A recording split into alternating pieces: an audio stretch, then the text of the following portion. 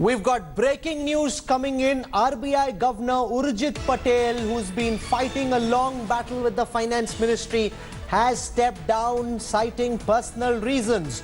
Joining us on this big breaking story, our National Affairs Editor Rahul Srivastav, live from Vijay Chowk. Also with us on this broadcast, our Managing Editor for Business Rajiv Dubey, GVL Narasimha Rao and Sanjay Jha of the Congress are also with us. I want to go across first and foremost to Rajiv Dubey. What is the reason that's been cited? I've read the release. It's a very bland release. It doesn't explain why he's going. Is this departure as a direct consequence of the fight he was having with Arun Jaitley and the Finance Ministry?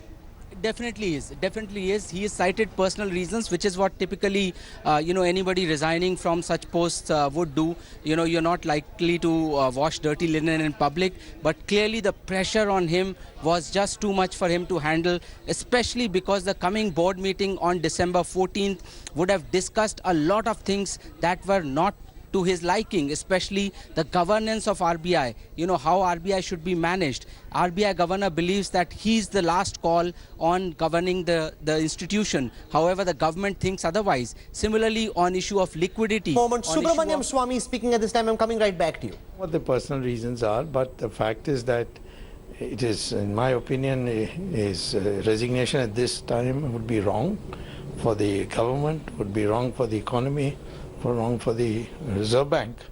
So I think the Prime Minister should call him and find out from him what could be the personal reasons and dissuade him from leaving.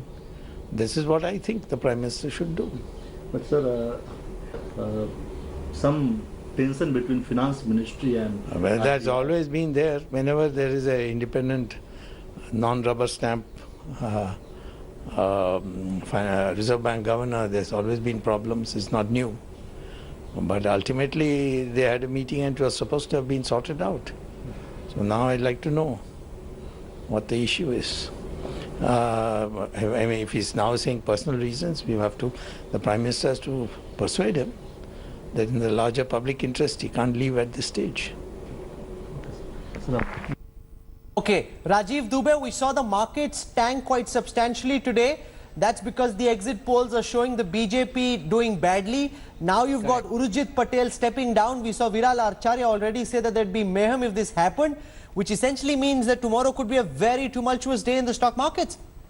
Especially with reference to the political developments, as much as the RBI-based developments. RBI may not have such an impact because RBI has, the differences have been known for a while, but political differences will definitely have a very, very significant impact tomorrow morning. Okay, Rahul Srivastav is our National Affairs Editor. Very few track the Finance Ministry quite as closely as he does. Attempts were made in the previous meeting in the third week of November to try and calm tempers, find a middle ground and ensure that Urjit Patel didn't have to step down. What is it that seems to have happened that's led to Urjit Patel stepping down just a day ahead of the big counting day in these Hindi heartland states? Rahul. Initially, the Prime Minister, there was a meeting between Urjit Patel and Prime Minister, and what heard from various sources in the government and RBI, that some kind of a truce was arrived at, that the RBI will not summarily reject the demands and the concerns of the government as far as liquidity, the capital framework and several slew of issues, especially the banking and lending issues are concerned. What we hear that at the last meeting of the RBI board on the 19th of November, there was a temporary truce in which the RBI did agree that there is a certain crisis as far as liquidity is concerned and certain measures were announced. The second was a capital framework which talks about the issue about the surpluses of the RBI. 9.7 lakh crores, the government feels it is much beyond the global standards and some of it can be handed back to the government of India for pro-poor schemes. The RBI and the government have decided in the board that a committee will be formed. The tussle could have been, one reason could be that the tussle was there who populates the committee which was to be set up. Who will have a greater say? Will the RBI have a greater say in it or the people from the government could have a greater say in it? The other point of friction is the governance of the RBI issue. Over the last several months, The RBI has faced criticism from the finance minister, from the standing committee of parliament and various other elements basically regarding the crisis which is brewing as far as the banking and lending sectors are concerned, and also how the RBI sat quiet over a large NPA building up over the last 7 to 8 years, eventually which has become a legacy issue for this government.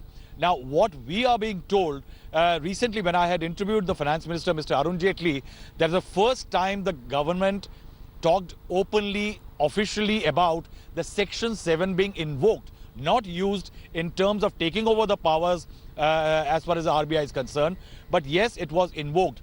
There was a bit of rumble within the RBI, and that is why somewhere the RBI governor, it seems, sources are saying, felt uncomfortable with the fact that the RBI was losing ground and the government was asserting itself.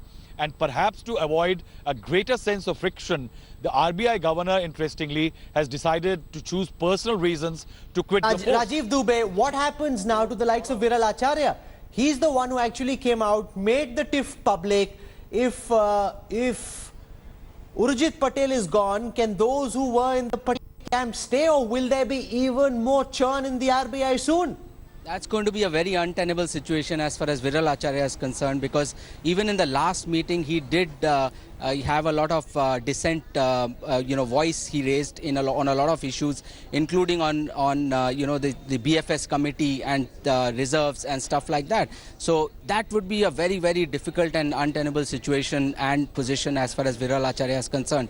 It will be very difficult for him to stay on now that Urjit Patel has put in his... Got breaking news coming in. Senior Congress leaders reacting to the stepping down of Urjit Patel. I'll start with Ahmed Patel. The manner in which the RBI governor has been forced to quit is a blot on India's monetary and banking system. The BJP government has unleashed a de facto financial emergency. The country's reputation and credibility is now at stake. Now I've got Randeep Surjewala who's saying integrity of another institution, RBI, stands denigrated by a tyrannical Modi regime as reflected in the RBI governor's unceremonious exit. Economic anarchy, compromising India's monetary policies and attempting to stifle RBI's independence by the government-appointed puppets is the DNA of the BJP. Sanjay Jha of the Congress party is with us for his first reactions on this exit of the RBI governor. Sanjay. Rahul, let me tell you, I thought, anybody who's a discerning observer of looking at the kind of very unpleasant, unpalatable exchanges were happening between the RBI and the government will not be surprised by Mr. Patel's resignation. The role of the governor was being gradually, completely dismantled. He was being hamstrung. And, this is a natural consequence. I mean, you can't let the RBI be governed by a board, many of them being government, appointees who are basically nothing but puppets, or shall we call them rubber stamp people. Many of them represent the private sector. Some of them are actually blatant cheerleaders of the government who write columns and, praise Narendra Modi day in and day out. Is that how you want to run a central bank? Now, let me tell you, I've been a banker before. And when I was working with a foreign bank, the RBI was considered sacrosanct, consecrated. You had the highest respect for the country's central bank. Now, what have we done? At a time when India has been the toast of global markets for several years, we are suddenly be seen as a banana republic. And I think I'm using a very soft term in calling it a banana republic. I can tell you, Jerome Powell, who's the Federal Reserve Chief in New York, he and Donald Trump have a lot of differences, but he doesn't care because he's independent. Donald Trump calls him all kinds of names on Twitter, but he's not affected by the most powerful man in the world and in America. Look at India. You have Arun Jaitley and everybody making all kinds of sarcastic observations, and they talk about invoking Section 7. Basically, CBI, Election Commission, today NIA, Income Tax Enforcement Directorate, and now the RBI becomes a casualty. Can you imagine? I mean, this is an institution which I can tell you with confidence, not a single politician in the country will know the mechanics of running a foreign exchange or a currency market or understanding credit risk or looking at banking NPAs the way the professionals in the RBI do. And this is an insult. I mean, it is like a self-goal. It's an embarrassment. And no matter what Arun Jaitley and Narendra Modi try to spin it, people abroad who are investors in the country will be concerned, will be worried. Where is India going? You're trying to change your GDP. You're recasting numbers in a very suspicious manner. The RBI governor quits. You want to appropriate the reserves of the RBI.